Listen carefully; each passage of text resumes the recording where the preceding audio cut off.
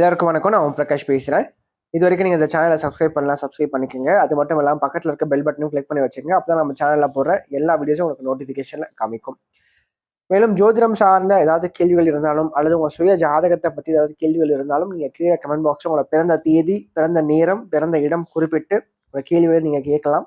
கண்டிப்பாக எல்லோருடைய கமெண்ட்ஸுக்கும் முடிஞ்சிருக்கு நான் ரிப்ளை பண்ணுறேங்க. சரிங்களா? அதே மாதிரி இந்த வீடியோ உங்களுக்கு பிடிச்சிருக்கின்ற பட்சத்தில் ஒரு லைக்கும் போட்டு விடுங்க. நான் நிறைய லைக்ஸ் வரதான் இன்னும் மேற்கொண்டு வீடியோஸ் நிறைய போடணுன்ற ஒரு தூண்டுதல் எனக்கும் வரும். சரிங்களா? முடிஞ்சிருக்கும் இந்த வீடியோ பார்க்குறவங்க ஒரு லைக்கை போட்டுட்டு கமெண்ட்டை போட்டுட்டு உங்களோட வீடியோ நீங்கள் பார்க்க ஆரம்பிங்க. சரி, வாங்க இப்போ வீடியோக்குள்ளே போகலாம். வீடியோ நம்ம என்ன பார்க்க போகிறோம் அப்படின்னா, துலா ராசியில் பிறந்தவங்களுக்கு 2025ஆம் ஆண்டு ஏப்ரல் மாத ராசி பலன்களை பற்றி நம்ம தெளிவாக பார்க்க போகிறோங்க. இந்த ஏப்ரல் மாதம் எப்படிப்பட்ட தன்மையில் கொடுக்க போது, இதெல்லாம் உங்களுக்கு வந்து ஃபேவராக இருக்குன்னு சொல்லிட்டு பார்க்கலாம். அது மட்டும் இல்லாமல் இந்த மாதம் குறிப்பாக உங்கள் ராசிக்கு 6ஆம் இடத்துல சனி, ராகு, சூரியன், புதன், சுக்கிரன் ஆகிய 5 கிரக சேர்க்கை அப்படின்றது ஏற்பட போகுதுங்க. இது எப்படிப்பட்ட ஒரு தாக்கத்தை கொடுக்கும், இதனால் கிடைக்கக்கூடிய சாதகமான சாதகமற்ற விளைவுகள் என்னன்னு சொல்லிட்டு தெளிவாக பார்க்கலாம் வாங்க.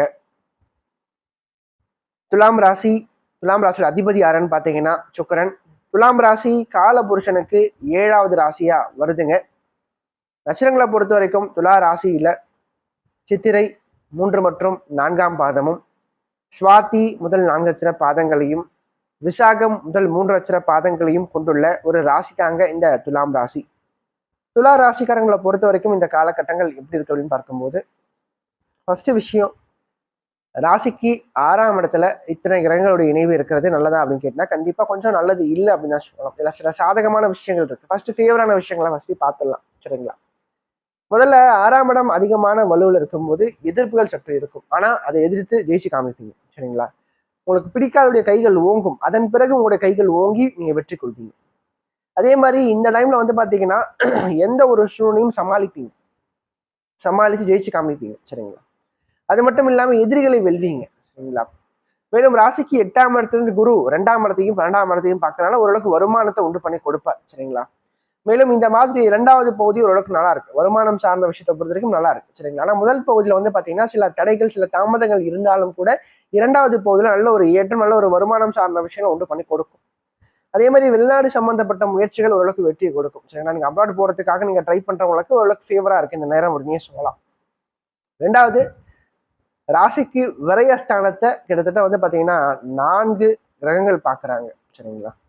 இது கொஞ்சம் செலவுகளை உண்டு பண்ணி கொடுக்கும், சுப செலவுகளை உண்டு பண்ணி கொடுக்கும். சரிங்களா? எவ்வளவு சம்பாதித்தாலும் இன்னொரு பக்கம் செலவாகின்ற தன்மைகளை கொடுக்கும்.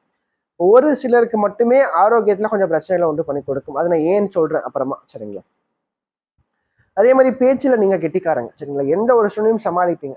எல்லாருமே, அதாவது துளாராசிக்காரங்க பெரும்பாலும் பார்த்தீங்கன்னா எல்லாருமே இடப்போரில் கெட்டிக்காரங்க. சரிங்களா? ஈஸியாக வந்து இவங்க இப்படிதான், அவங்க அப்படிதான் சொல்லி ஜட்ஜ் பண்ணிருவாங்க. சரிங்களா? அந்த இடப்போறதுல கெட்டிக்காரங்க துலா ராசிக்காரங்க. அது மட்டும் இல்லாம ராசிக்கு 4ஆம் இடமான சுகஸ்தானத்தை குரு பகவான் பார்க்கறதுனால மாணவர்களை பொறுத்த வரைக்கும் படிப்பு ரீதியா நல்லா இருக்கு இந்த காலகட்டங்கள். இன்னும் ஒண்ணு, இந்த டைம்ல வந்து காதல் சார்ந்த விவகாரங்கள்ல மட்டும் சிக்காதீங்க, மற்றபடி உங்களுக்கு வந்து வாழ்க்கை சிறப்பா இருக்கும். சரிங்களா? ஓரளவுக்கு ஏற்றத்தை கொடுக்கும். ஏன்னா சுக்கிரன் கெட்டு இருக்காரு. சரி, இந்த மாதம் முழுக்கவே சுக்கிரன் 6ஆம் இடத்துல மறைவுப்பட்ட தன்மையில கொஞ்சம் கெடுறதுனால கொஞ்சம் இந்த டைம்ல வந்து பாத்தீங்கன்னா பெண்கள் சார்ந்த விஷயங்கள், காதல் சார்ந்த விஷயங்கள், குடும்ப வாழ்க்கை சார்ந்த விஷயங்களால கொஞ்சம் மனக்கசப்புகள், சஞ்சலங்களை சந்திப்பீங்க. சரிங்களா? ஸோ இதனால ஒரு மனசோர்வு உங்களுக்கு வந்து ஏற்படும், மனக்குழப்பங்கள் ஏற்படும். அதனால நீங்க அதாவது கரெக்டா உங்களோட வேலையை ஃபோக்கஸ்டா பண்ண முடியாது, முடிவுகளை மாத்திட்டே இருப்பீங்க, தெளிவா இருக்க மாட்டீங்க, நீங்களாதான் போய் பிரச்சனைகளை மாட்டுவீங்க. ஏன்னா ராசி அதிபதி 6ல உச்சம். அப்போ பிரச்சனை வந்து உங்களை தேடி வர்றதை விட நீங்க தான் வாலண்டரியா போய் அந்த பிரச்சனைகளை வந்து தலையை குடிப்பீங்க. அப்போ பெரும்பாலும் எந்த ஒரு இடத்துலையும் பார்த்தீங்கன்னா மூக்க நுழைக்காம நீங்க உண்டு உங்க வேலை உண்டுன்னு இருந்துட்டாவே பிரச்சனைகளை நீங்க மாட்ட மாட்டீங்க. 2வது வந்து பார்த்தீங்கன்னா இந்த காலகட்டத்தை பொறுத்த வரைக்கும் ஃபுட்டு, சாப்பாட்டில் கொஞ்சம் கவனம் எடுத்துக்கணுங்க. நிறைய சாப்பிடாதீங்க. சரிங்களா? ஏன்னா பெரும்பாலும் குரு 8ல இருக்கிறதும் 6ஆம் இடத்துல சுக்கிரன் இருக்கும் போதும் பார்த்தீங்கன்னா சாப்பாட்டில் வந்து அந்த ஒரு என்ன சொல்றதுங்க, ஒரு டயட் அப்படின்றத ஃபாலோ பண்ண மாட்டாங்க. என்ன தோணுதோ எல்லாத்தையும் சாப்பிடுவாங்க. வாய்க்கு நல்லா சுவையா இருந்தா போதும், என் வாய்க்கு நல்லா ருசியா காரசாரமா இருந்தா போதுன்ற மைண்ட் செட்ல சாப்பாடு ஃபுல்லா சாப்பிடுவாங்க. அந்த அளவுக்கு ருசியா பார்த்து பார்த்து நாக்குக்கு ஏற்ற மாதிரி சாப்பிடுவாங்க. அதனால என்ன பின்னிலை வரும், தேவையற்ற உடல் ரீதியா பிரச்சனைகளை கொண்டு போய் கொடுக்கும். அடிவயிறு சம்பந்தப்பட்ட பகுதியில, கணையம் சார்ந்த பகுதியில, லிவர், இந்த மஞ்சக்காமலை சார்ந்த விஷயங்கள் ஒரு சிலருக்கு ஏற்படும் இந்த காலகட்டங்கள்ல. சரிங்களா? குறிப்பா ஹெல்த்ல கொஞ்சம் ஓரளவு கவனம் எடுத்துக்கோங்க. சரிங்களா? 8ல குரு, 6ல சனி, ராகு. இந்த சுகர் சம்மந்தப்பட்ட பிரச்சனைகள் இருக்கணும், கொஞ்சம் கவனமாக இருங்க. ஏன்னா சுகர் அதிகமாக பூஸ்டப் ஆகிறதுக்கான வாய்ப்புகள் இருக்குது சரிங்களா. கொஞ்சம் வயசானவங்களுக்கு இந்த காலகட்டங்களில் ஆரோக்கியம் சார்ந்த பிரச்சனை கொடுக்கும். அதே மாதிரி கேட்ட இடத்துல கடன் கிடைக்கும் சரிங்களா. இந்த டைமை பொறுத்தவரைக்கும் ஆனால் கடன் நிறைய வாங்காதீங்க. நான் சொல்கிற ஒரே விஷயம், கடன் வாங்காதீங்கன்னு நான் சொல்லுவேன். அளவுக்கு மீறினால் அமிர்தம் நஞ்சு தான். எதையுமே ஒரு அளவோட வச்சுக்கோங்க, எதையுமே கொஞ்சம் அளவுக்கு மீறி போகாதீங்க சரிங்களா. அதே மாதிரி இந்த டைமில் வந்து பார்த்தீங்கன்னா வேலை செய்கிற இடத்துல கொஞ்சம் கருத்து வேறுபாடுகள் சார்ந்த விஷயங்கள் இருக்கும். ரொம்ப அலை விடுவாங்க உங்களை சரிங்களா. 10ல் செவ்வாய் நீசம் அப்படின்னு இருக்கும்போது கொஞ்சம் வேலை ரீதியாக கொஞ்சம் விட்டு கொடுத்து போங்க. குடும்ப வாழ்க்கையில் கொஞ்சம் விட்டு கொடுத்து போகணும் துலா ராசிக்காரங்களை பொறுத்த வரைக்கும். அதே 2வது பகுதியில் பார்த்தீங்கன்னா அப்படியே கொஞ்சம் மெல்ல மெல்ல கொஞ்சம் மாறும் இந்த நிலை சரிங்களா. லாபாதிபதி 7ஆம் இடத்துல உச்சமாகறதுனால 2வது பகுதியில் வந்து பார்த்தீங்கன்னா இந்த வருமானம் சார்ந்த விஷயங்கள் கொஞ்சம் அதிகரிக்கும். பணப்புழக்கம் கொஞ்சம் சரளமாக இருக்கும், நல்ல ஒரு ஏற்றம் கிடைக்கும். அது மட்டும் இல்லாமல் 10ல் செவ்வாய் வந்து நீசமானா கூட இந்த செவ்வாயினுடைய வீட்டில் ஒரு உச்சகரம் இருக்கிறதுனால வியாபாரம் கொஞ்சம் கொஞ்சமாக சூடு பிடிக்க ஆரம்பிக்கும். அதே மாதிரி வேலை ரீதியாக கொஞ்சம் தன்னம்பிக்கையோட முயற்சி பண்ணி வெற்றி பெறுவீங்க. செவ்வாய் ராசியை பார்க்கறதுனாலையும் குரு ராசியை பார்க்கறதுனாலையும் கொஞ்சம் சீக்கிரமாக கொஞ்சம் கோவப்பட்டுருவீங்க. இந்த ரோஷம் அப்படின்ற விஷயம் கொஞ்சம் அதிகமாக உங்ககிட்ட வெளிப்படும் சரிங்களா. டக்கு டக்குன்னு கோவம் வந்துடும், முன்கோவம் ஜாஸ்தியாக இருக்கும் சரிங்களா. அதனால் அந்த முன்கோவத்தை கொஞ்சம் குறைச்சிக்குங்க சரிங்களா. அதே மாதிரி நீங்கள் வந்து சொன்ன சொல் தவறாமல் இருப்பீங்க, கரெக்டாக சொன்ன டைமுக்கு ஒரு வேலையை முடிச்சிருவீங்க, சொன்ன டைமுக்கு ஒரு இடத்துக்கு போயிடுவீங்க. ஆனால் உங்களை மாதிரியே எல்லாருமே இருப்பாங்களான்னு நீங்கள் யோசிச்சுன்னா கண்டிப்பாக இருக்க மாட்டாங்க. அதையும் நான் தெளிவாக சொல்லிடுறேன் துலாத்தில் பிறந்தவங்களை பொறுத்த வரைக்கும். அதனால அதை நினைச்சு பெருசா வந்து பாத்தீங்கன்னா கோவப்படாதீங்க, அதை நினைச்சு வாக்குவாதங்கள் பண்ணாதீங்க.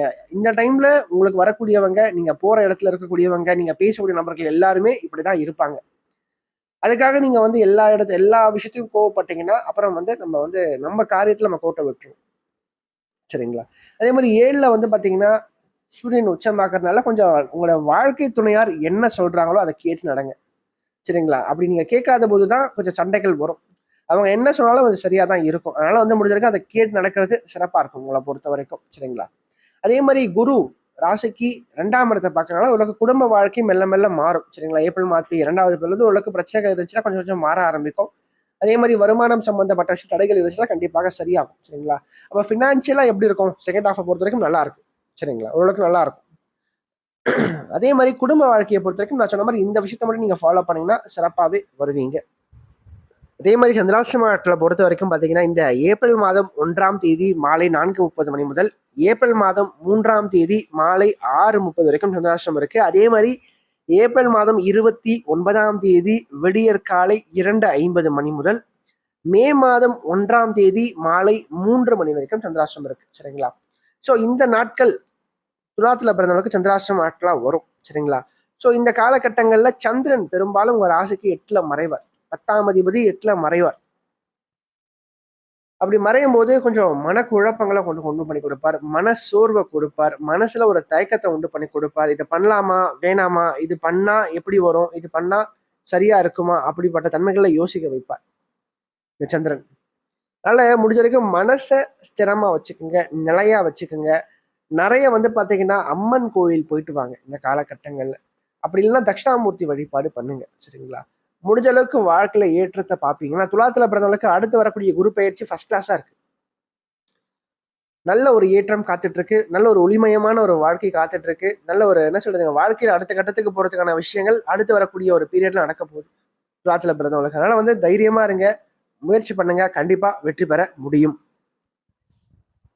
மேலும் இந்த வீடியோ உங்களுக்கு பிடிச்சிருந்தா லைக் பண்ணுங்க, பிடிக்கலன்னா நீங்க தாராளமா நீங்க டிஸ்லைக்கும் பண்ணலாம் சரிங்களா. அதே மாதிரி இந்த வீடியோ பத்தின ஏதாவது கேள்விகள் எதுவாக இருந்தாலும் நீங்க கமெண்ட் பாக்ஸ்ல கமெண்ட் பண்ணலாம். அது நல்ல விஷயமா இருந்தாலும் சரி, கெட்ட விஷயமா இருந்தாலும் சரி, உங்களோட தோன்ற விஷயங்கள் நீங்க கமெண்ட் பாக்ஸ்ல கமெண்ட் பண்ணுங்க. அது சரியா இருந்தா இன்னும் எனக்கு பூஸ்டப்பா இருக்கும், அது தவறான ஒரு இதுவா இருந்தா நான் அதை திருத்திக்கிறேன் சரிங்களா. நன்றி, வணக்கம்.